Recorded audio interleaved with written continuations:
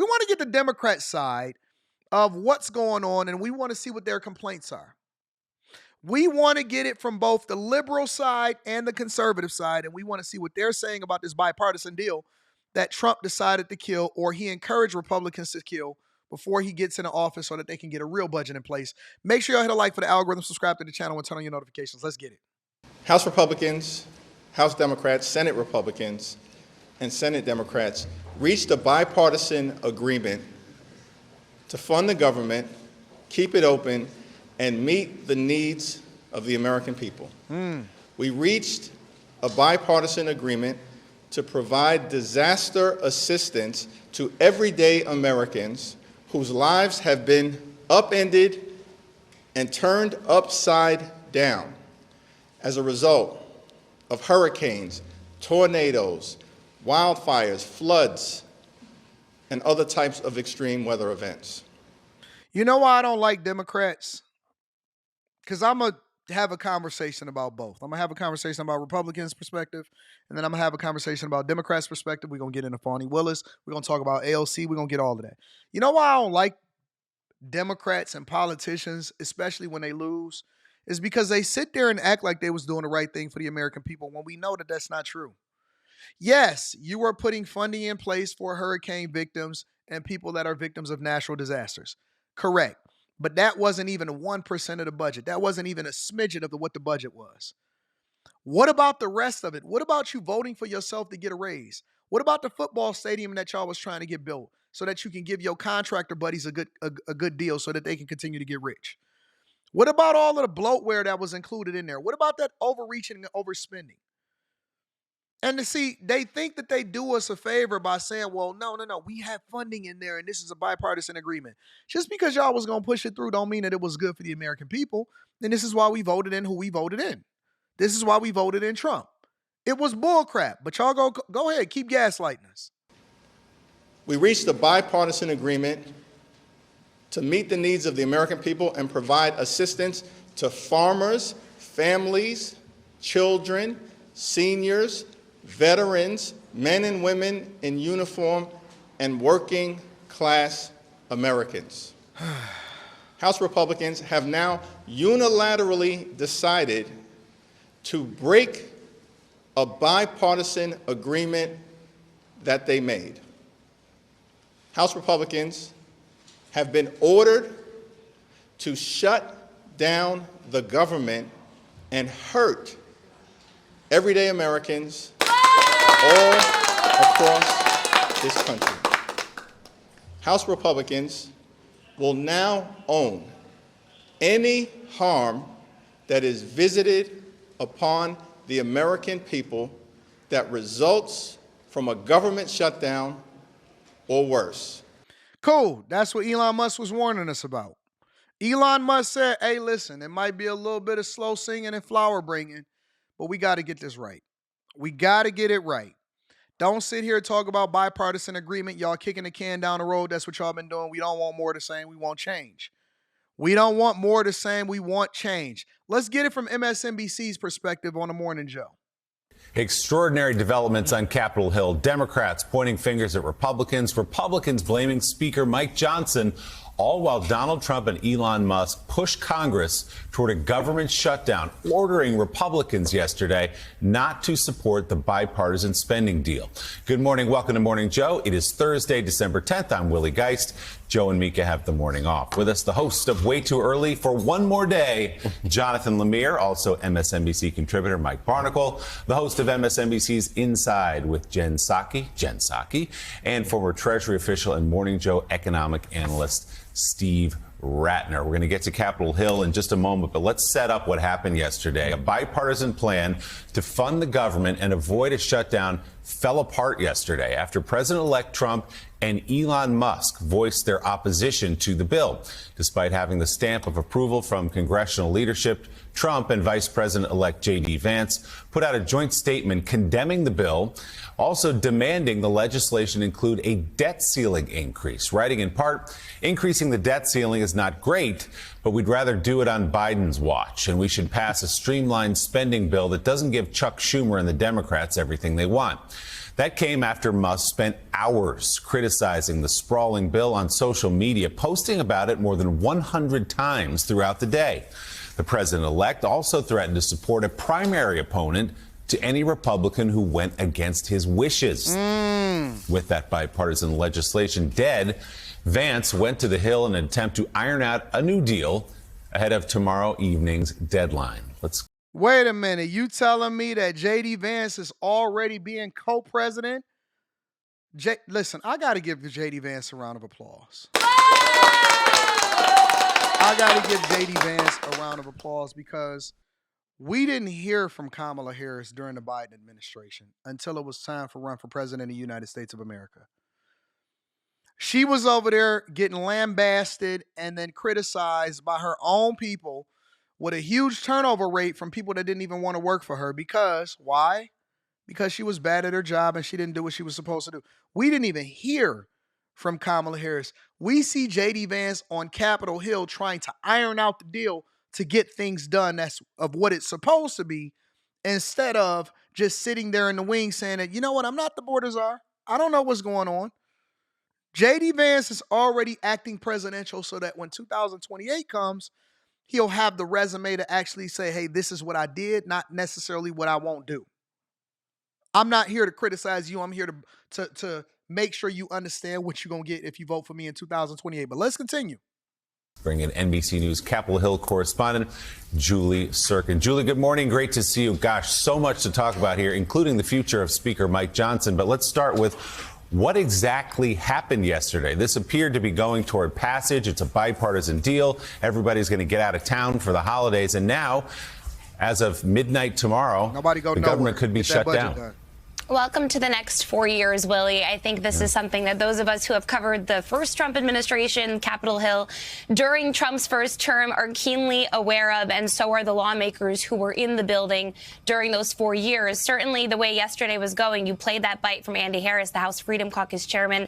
I asked him that question about whether he would still support Speaker Johnson because he and a group of conservatives in the House and Senate spent about 35 minutes going one by one, talking through their plans for next year, which include that border package, that ambitious tax cuts deal. And then an hour later, this must-pass government funding package that they had all but buttoned up got fully crushed and killed by the president-elect and his team of allies, including Elon Musk. So, look. Can I ask y'all a question? Just a general question. Where's Biden at? Anybody seen Biden? Anybody hear from Kamala Harris? Did they got anything to say on this? Because respectfully, every day we hear about how Elon Musk, Trump, J.D. Vance, all of these people are shooting moves and making deals, and people are flying into Mar-a-Lago and inauguration and SoftBank. We got that announcement a couple days ago about how SoftBank is investing $100 billion into the U.S. economy. And then Trump strong-armed him in saying $200 billion. And we hear about what's going over in Canada and Justin Trudeau, and their whole thing is up in shambles because they trying to force him to resign as prime minister, and Claudia Sheinbaum and forcing them to break up the migrant caravan in order to make, in order to get a deal done in this trade deficit. And we hear every day Trump is shooting moves and is basically the acting president before the inauguration. Do anybody know where Biden is at? I heard that Michelle Obama was on Jennifer Hudson's new show in order to promote a new book. Has anybody heard from Biden? Kamala Harris, do anybody know if she got something to say about this budget deal, or are they still in Hawaii? What's going on? Biden's on vacation. Biden checked out. Anybody heard from the acting president of the United States of America, or do we even still look at him as president? Just curious. It's not good news for the House Speaker. He was in the Capitol, as you mentioned, Willie, until very late last night, huddling with the Vice President-elect, huddling with Steve Scalise, his leadership team, trying to count the votes and see how they can get to yes on even a clean government funding bill with a debt ceiling lift now, something that House Republican leadership have not even been talking or thinking about. Certainly, Trump has been sounding the alarm bells on that for some time now. These kinds of negotiations take weeks, if not months, to hammer out, and they have about a day to figure this out until the government lights are out. And certainly this is not something they want to be doing right ahead of Christmas vacation. But boy, do they have a lot of work cut out for them. I assume it's going to be a very long day, but today really is the last day of the House. Respectfully, both Republicans and Democrats should have tried not to jam this through, and they should have been working on this a long time ago. The same criticism that I have for these legislators is the same criticism that I have for Chicago. These last minute deals, 1,500 pages, trying to jam this through with all of this bloatware in it, knowing that ain't nobody gonna read it, while you trying to finesse y'all way into getting y'all lobbyists and the people that supported y'all and is continuing to fund y'all campaigns through so the American people can suffer again. No. The same thing that they tried to do in Chicago, the same thing that they trying to do inside of the federal government. Nope. Shut the whole thing down and let's figure it out. Y'all thought that y'all was just going to jam this through at the last minute. Nah. And then they got a vacation coming up. Get the heck out of here. And then going to try to get themselves a raise. They tried to get themselves a raise on top of it. And then they think that we're going to go for it just because they say it's a bipartisan deal. No, that's not enough. That's not enough. We want you to tell us and break it down to us line by line and talk to us like we room 9 students or we C students or we little children. Break it down for us. Okay, so you trying to get yourself how much? A $70,000 raise? Nope. No raise without term limits. As long as the federal government is not running at a surplus, they should not get a raise. I don't believe rewarding anybody, Republicans, Democrats. Trump don't even get a paycheck. I don't believe in rewarding Republicans or Democrats if we are operating at a budget deficit and not a surplus. If we continue to give money over to Ukraine, if we continue to give money over to all of these different immigration policies, I do not think that they should get you don't get rewarded for doing a bad job. I don't know where they do that at.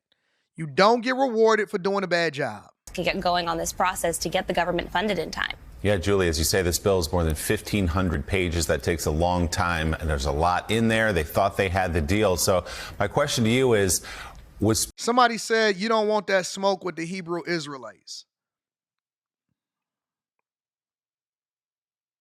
Them Dusties. Did you see their costume jewelry? Did you? Hold on. Let me just see something real quick. Just real quick. I just want to make sure I do something.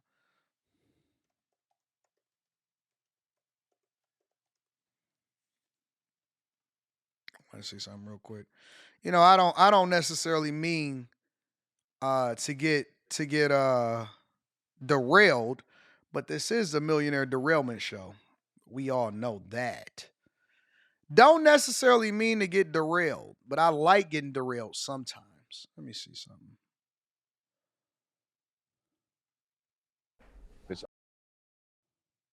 Let me see what we got here.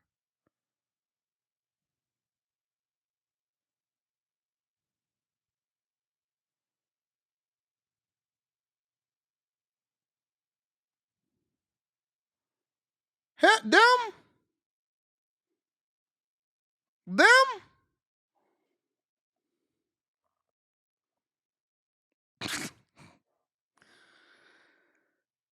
Let's continue. Speaker Johnson blindsided by these tweets that started yesterday from Elon Musk, by this threat from Donald Trump. Now he's going to order primaries for anyone who crosses. I seen y'all preaching on the street corners. I seen how broke y'all are. I seen how broke y'all be on the corners and stuff.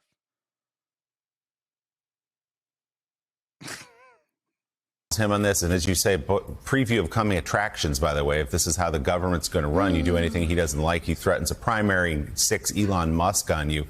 Did Republicans see this coming yesterday? I mean, Republicans spent pretty much the whole day. We heard from senators, from House members talking about how bloated this bill was. Let's be clear, this wasn't a clean government funding bill. I see them dudes walking around with them WWE belts on.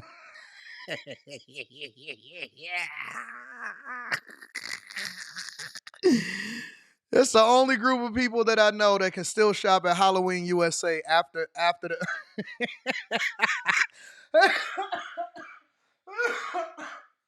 They the only people I know that can shop at Halloween USA after October. We talking about funding the whole federal government. And they still cosplaying. They still cosplaying. They still shopping at. They're the only people that keep Halloween USA open after October. Honest to God, that's the only group of people that I've ever seen in my life. Have y'all seen them on the street corners? Let's continue. A lot of extra provisions on it, including, of course, the disaster relief, the farm bill, which is a must-pass item, but additional assistance for farmers, too. And don't forget that pay raise for members of Congress that hasn't happened in more than a decade. So certainly all of those things go against the grain of what we've been hearing from this incoming administration, from this incoming Republican trifecta, cutting spending, slashing government waste. That kind of goes against the theme that we've been hearing. And so I'm not sure that it should have been a surprise to Johnson, who spent the entire day pretty much holed up in his office. We were outside waiting for him to go open the floor in the middle of the day, thinking perhaps they could have even rushed this bill, made the House vote on it, and get out of town before this could really sit out there and linger and get the kind of reception that we saw later in the day. So Johnson sitting in his office was pretty telling, I think. We kept hearing consternation around the Hill. Again, when Trump put the final nail in the coffin, though, I don't think anyone expected him to speak out. And when he did, it was definitely game over. I got a text. Yeah, so anyways, to make a long story short, from the Democrat side, we're going to go over to the Republican side. They're very bothered that the fact that they wasn't able to push this last budget deal through. And it's very, very upsetting to them. Somebody in the chat said they can put me to sleep with their bare hands. I walked past y'all. It was on camera and everything. I checked y'all in real life.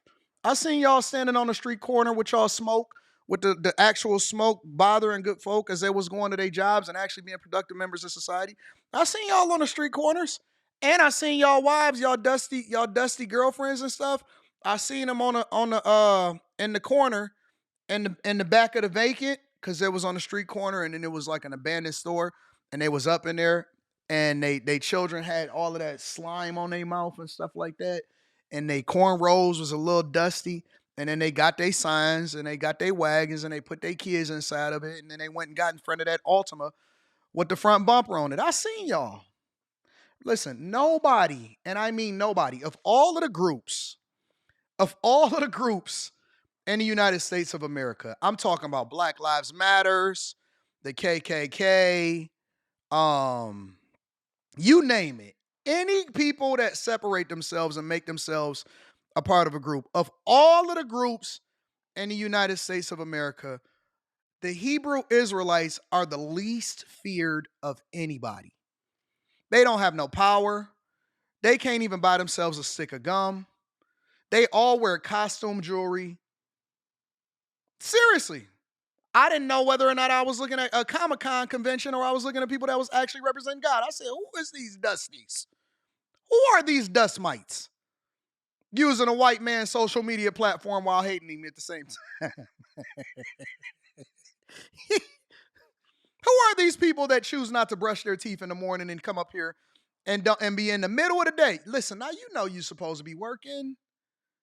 You know you're supposed to be working, but no, they don't have no jobs.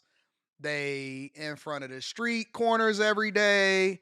Of all of the people in the world that designate themselves as a group, this is probably the least feared, the least powerful group in the world. Everybody, they don't even respect y'all. They just walk past y'all and be like this.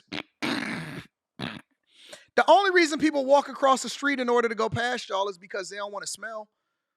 They don't want to be stink. They don't want that stink on them because they be waving that junk, incense in the air.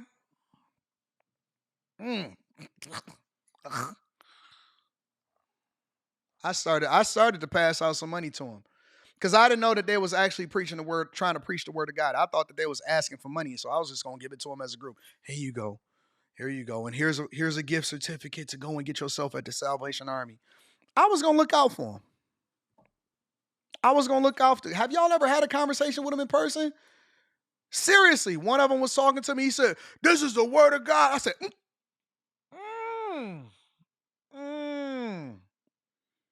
halitosis, gum disease.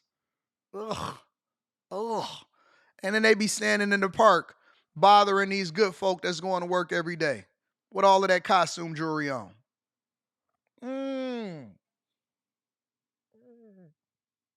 Have you ever seen that? Have you heard of breath mints?